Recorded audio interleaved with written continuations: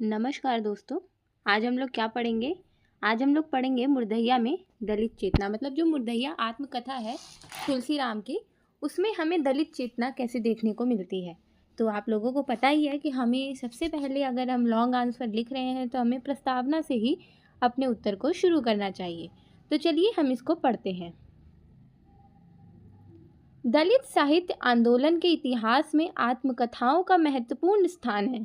दलित आत्मकथाएं केवल आत्मविश्लेषण या आत्मवृतांत नहीं हैं, अपितु स्व का सामूहिक एवं सामाजिक रूपांतरण है।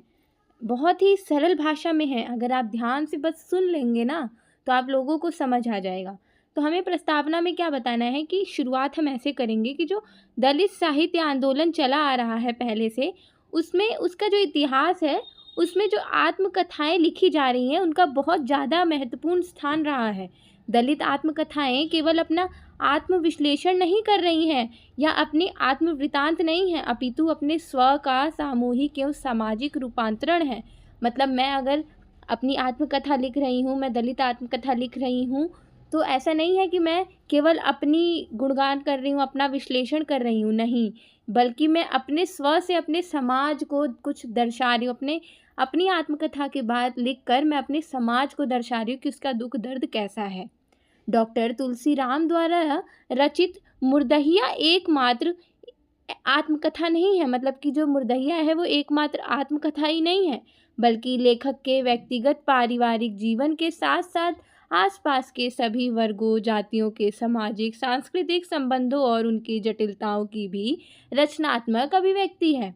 देखिए क्या है, उनकी जो आत्मकथा मुर्दहिया है वो केवल एक आत्मकथा नहीं है, बल्कि वो क्या है, उनकी व्यक्तिगत पारिवारिक जीवन तो है उसमें, परंतु उसके साथ साथ उन्होंने अपने आसपास के सभी वर्गों, जातियों, उनके सामाजिक सांस्कृतिक संबंधों को, उसकी जटिलताओं को अपनी रचनात्मकता में अभिव्यक्त किया, अपने लेखन में उसको दर्शाया है कि क्या क्या सामाजिक परिवेश था, क्या आर्थिक परिवेश था, कैसे जाति वर्ण भेद क्या क्या उस समाज में, उस वर्ग में हो रहा था, उस सब को अपने लेखन में इन्होंने दर्शाया है। हिंदू समाज और घर परिवार में उपेक्षा, अनादर और अपमान झेलते एक बालक की त्रास जीवन स्थिति की यह कृति यथार्थ रचित है। मतलब जो हिंदू समाज है और उसका जो घर परिवार है, उसमें उसका जो अनादर हो रहा है, जो अपमान हो रहा है, वो बालक जो अनादर अपमान झेल रहा है, उसकी त्रासद जीवन स्थिति ये कृति दर्शाती है। मतलब त्रासदी क्या होती है, हमारे साथ कुछ बुरा हो रहा है, कुछ बहुत बड़ा त्रासदी हो गई हमारे साथ, उस बच्चे के जीवन की जो त्रासदी थी, जो तुलसी राम के जीवन की त्रासदी थी, वो उन्होंने मुर्दहिया में दर्शाया है। तो ये हमें देखने की बहुत ही ज़्यादा ज़रूरत है कि उसमें मुख्यतः क्या दिखाई, ये नहीं कि बस एक आत्मकथा लिख दी उन्होंने, उस आत्मकथा में क्या भाव हैं, क्या विचार हैं, हमें ये समझने की ज़रूरत है। आगे पढ़ते हैं। हिंदू सामाजिक व्यवस्था में व्याप्त जातिगत भेदभाव, अपमान, उत्पीड़न, घृणा, धार्मिक जकड़ता, कर्मकांड, अंधविश्वास और विपरीत परंपराओं की बारीक परतों को मुर्दहिया उघाड़ती है। मतलब हिंदू समाज में जो जातिगत भेदभाव था, वहाँ पर जो अपमान था, उत्पीड़न था, लोगों को लेके घृणा था, द्वेष था, धार्मिक जटिलता जैसी चीज़ें थी, वो सब कैसे मुर्दहिया में डॉक्टर तुलसी राम ने दर्शाया है। आगे बढ़ते हैं। तमाम सामाजिक आर्थिक विषमताओं एवं जटिलताओं की सच्चाइयों से गुथी हुई आत्मकथा समता, मैत्री, प्रेम और करुणा का मानस रचती है। ज्योतिबा फूले और डॉक्टर भीमराव अंबेडकर की विचारधारा पर आधारित दलित साहित्य के मुख्य सरोकारों से यह कृति इन्हीं संदर्भों से जुड़ती है। मतलब हमने यहाँ पे महान लोगों का नाम भी दिया है कि उनकी जो विचारधारा है उन्हीं से मेल खाती हुई डॉक्टर तुलसी राम की ये आत्मकथा आज समाज को दर्शा रही है, उस दलित चेतना को दर्शा रही है। उस दलित चेतना में क्या संघर्ष है, क्या घृणा उन्होंने सही, अपमान सहा, धार्मिक भेदभाव सहे, उस सब चीज़ों को जो मुर्दहिया आत्मकथा है वो कैसे दर्शा रही है। तो ये तो हो रहा हमारा प्रस्तावना, जो इतना था ये हमारा प्रस्तावना। अब हम आगे देखते हैं। मुर्दहिया और दलित जीवन की त्रासदी, हेडिंग डालेंगे मुर्दहिया और दलित जीवन की त्रासदी।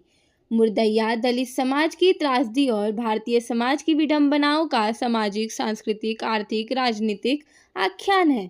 यह कृति समाज, संस्कृति, इतिहास और राजनीति के उन परतों को खोलती है जो अभी तक अनकहा अनछुआ था, जहाँ न तो ठीक से साहित्य पहुँच सका और न ही अन्य कोई पद्धति शास्त्र। मतलब कि क्या बता रहे हैं हम कि जो मुर्दहिया दलित आत्मकथा है वो दलित साहित्य के, दलित समाज की त्रासदी को दिखा रही है, जो भारतीय समाज की विडंबना है, जो सामाजिक, सांस्कृतिक, आर्थिक रूप से जो है कि हाँ ये जो एक दलित क्षेत्र है, दलित लोग हैं, इनके साथ क्या हो रहा है, उन सब परतों को मुर्दहिया आत्मकथा अपने अंदर समेटे हम लोगों के सामने बेपरवाह होकर कि किसी भी चीज़ का डर नहीं है और सारी बातें खुल के हमें बता रही है।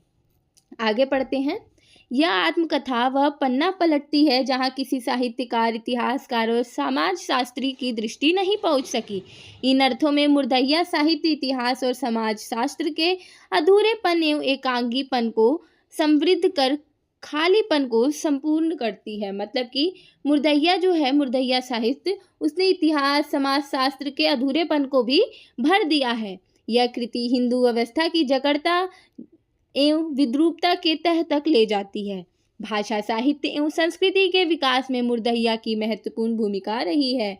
मुर्दहिया जैसी रचनाएं विषमता परक समाज को समता में बदलने की पृष्ठभूमि तैयार कर रही है। हिंदू समाज में व्याप्त हिंसा, घृणा, शोषण एवं वर्चस्व को मुर्दहिया बेपर्दा करती है। साथ ही दलित वर्ग की जटिलताओं एवं विसंगतियों का सामाजिक, सांस्कृतिक परिप्रेक्ष्य भी उद्घाटित करती है। यह आत्मकथा दलित जीवन के संघर्ष की सिर्फ बेदनामाई गाथा नहीं है कि मतलब कि उसकी बेदनामाई मतलब कि ऐसी कोई फेंकी हुई रचना नहीं है, बल्कि दलित जीवन के संघर्षों को दिखा रही है। उसमें हिंदू जाति व्यवस्था को दिखा रही है। उसमें अंधविश्वास, कर्मकांड, मतलब कि अंधविश्वास क्या है, एक तो जाति व्यवस्था थी। अब आप कहेंगे जाति व्यवस्था में अंधविश्वास कहाँ से है, तो जो इनकी खुद की भी जाति थी, जो दलित जाति है, उसके अंदर भी एक तो 4 श्रेणियों में बटा है, ब्राह्मण, क्षत्रिय, वैश्य, शूद्र। तो उसमें भी जो एक जाति है, उस जाति विशेष में भी बहुत से अंधविश्वास थे। जब आप मुर्दहिया आत्मकथा पढ़ेंगे तो देखेंगे किस प्रकार लोगों के अंदर अंधविश्वास था। छोटी छोटी चीज़ों के लिए बीमार पड़ गए तो भैया भूत आ गया, ये आ गया, वो आ गया, ऐसी बातें भी थी।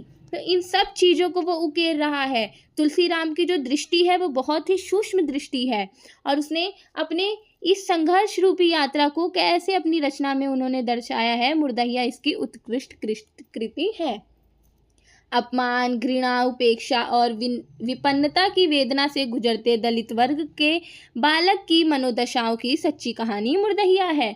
अपने ही देश में विभिन्न जातियों में बटे हुए समाज की खाइयाँ और मनुष्य के बीच की दूरियाँ, मनुष्य से मनुष्य की बीच की दूरियों का चित्रण भी मुर्दहिया जन्म से लेकर मृत्यु तक के अपमान बोध की मार्मिक कथा है। तो हम यहाँ पे बताएंगे कि हेडिंग क्या डाली थी हमने, मुर्दहिया और दलित जीवन की त्रासदी। तो दलित जीवन की त्रासदी में मुर्दहिया कैसे फिट होती है, तो उसमें क्या क्या त्रासदी थी, सामाजिक, सांस्कृतिक, राजनीतिक, आर्थिक रूप से जो भेदभाव था वो मुर्दहिया में दिख रहा है। एक बच्चे की त्रासद जीवन दिख रहा है, वो समाज कैसे उत्पीड़ित हो रहा है, कैसे जहाँ पर इतिहासकार, समाज शास्त्रियों की नज़र नहीं पड़ी वहाँ पर मुर्दहिया की नज़र पड़ गई। ऐसे ऐसे करके हम बताएंगे कि मुर्दहिया किस प्रकार दलित जीवन की जो त्रासदी हो रही है उससे जुड़ी हुई है। कैसे बताया, तो वो इस पैरे में हमने पढ़ा था। आगे हम हेडिंग डालेंगे दलित जीवन, संघर्ष और चेतना। मतलब कि दलित जीवन, दलित चेतना क्या है। तो आप इसकी जगह ये भी डाल सकते हैं, मुर्दहिया में दलित चेतना। आपकी जो इच्छा हो आप वो हेडिंग डाल सकते हैं। लिखेंगे हम मुर्दहिया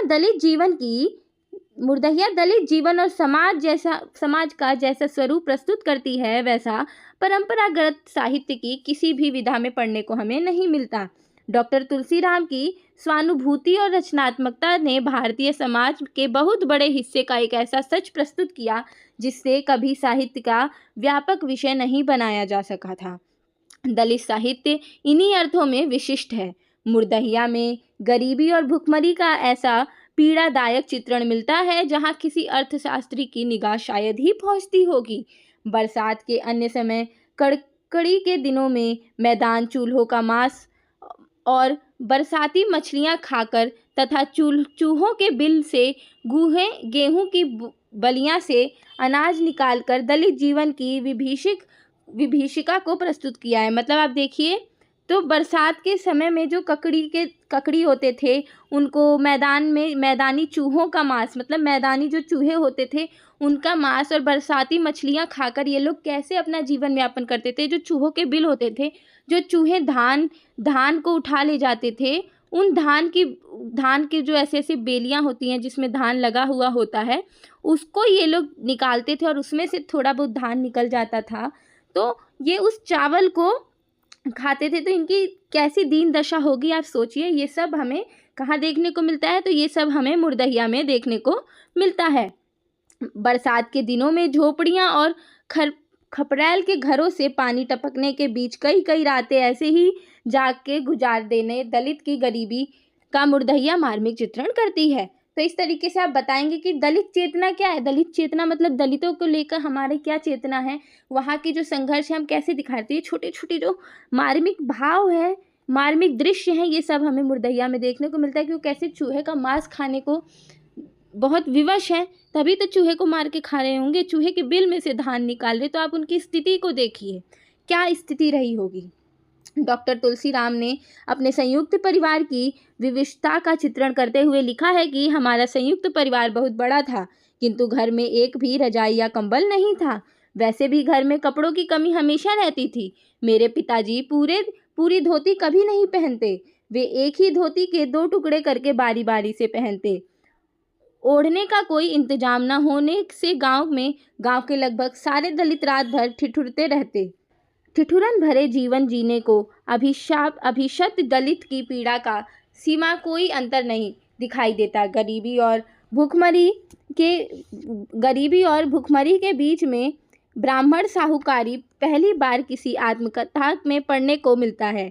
1 सेर अनाज के बदले सवा सेर अनाज का भुगतान ब्राह्मणी साहूकारी का नमूना थी। धीरे धीरे चक्रवृद्धि ब्याज में बदलते जाना और ब्राह्मण मुनाफाखोरी के खिलाफ बगावत तथा तानातनी के माहौल का कूर की लड़ाई में तब्दील हो जाना अंकुरित होती दलित चेतना की बगानी है। मतलब दलित चेतना कैसे अपनी वो कर रही है, क्रांति कर रही है, कैसे वहाँ पे वो दिख रहा है कि ये साहूकारनी है, लोग हैं हमारे साथ गलत कर रहे हैं, तो हमें अपने लिए खड़ा होना पड़ेगा।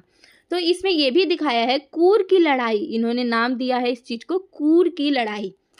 इसमें कैसी इनकी क्रांतिकारी चेतना तब्दील हो रही है, इन सब को हम दलित मुर्दहिया में हम देख सकते हैं। जब भी लाठी डंडे की नौबत आती गांव के सारे दलित पंचायत के लिए हमारे घर चौधरी चाचा के यहाँ आते। उसी कुएं के चबूतरे पर पंचायत होती और चौधरी चाचा सबकी राय से कूर बांध देते। कूर बांधने का मतलब था किसी निर्धारित समय तथा स्थान पर जमीन पर खपरे से एक खूब लंबी रेखा खींच देना। उस रेखा के दोनों तरफ काफी दूर पर दोनों परस्पर विरोधी पक्ष खड़े होते। रेखा के इस पार खड़े दलित उस पार खड़े ब्राह्मण को चुनौती देते थे कि यदि हिम्मत हो तो रेखा पार करके दिखावे। यदि ब्राह्मण रेखा पार कर लेते तो तुरंत दलित से लड़ाई शुरू हो जाती। ब्राह्मण हमेशा भाले और बल्लभ से लैस रहते, किंतु दलित सिर्फ लाठियां रखते। ऐसे कूरबंदी लड़ाइयों में दलित महिलाओं की वीरता देखने को बनती थी। मतलब कि ब्राह्मणों और दलितों में लड़ाई होती थी। जब वो साहूकार बनकर वो गलत तरीके से इनसे पैसे लेते थे तो इन दोनों के बीच में लड़ाई होती थी, एक लाइन खींची जाती थी। अगर ब्राह्मण वो पार कर लेंगे तो दलित उन पर टूट पड़ते थे, जिसमें से दलित महिलाएं बहुत ज़्यादा अपनी वीरता को प्रस्तुत करती थी। ये लड़ाई का यहाँ पे छोटा सा चित्रण किया गया है। यह वह पृष्ठभूमि है जो धीरे धीरे दलित में आ रही चेतना का भान कराती है। आत्मसम्मान से आगे बढ़कर अधिकारों के लिए संघर्ष का नमूना है। कूरबंदी लड़ाइयों की परंपरा को महाभारत के कुरुक्षेत्र में संपन्न युद्ध से जोड़कर डॉक्टर तुलसीराम मुर्दहिया के माध्यम से साहित्य में दलितों की भूमिका को नया रूप प्रदान करते हैं। तो यहाँ हमने पढ़ा कि किस तरीके से मुर्दहिया में हमें दलित चेतना देखने को मिलती है। हमने एक एक पॉइंट छोटा छोटा करके इसको समझा है। आशा करती हूँ आपको समझ भी आया होगा। आप वीडियो को लाइक भी करेंगे, चैनल को सब्सक्राइब भी करेंगे। मिलते हैं अगली वीडियो के साथ। धन्यवाद।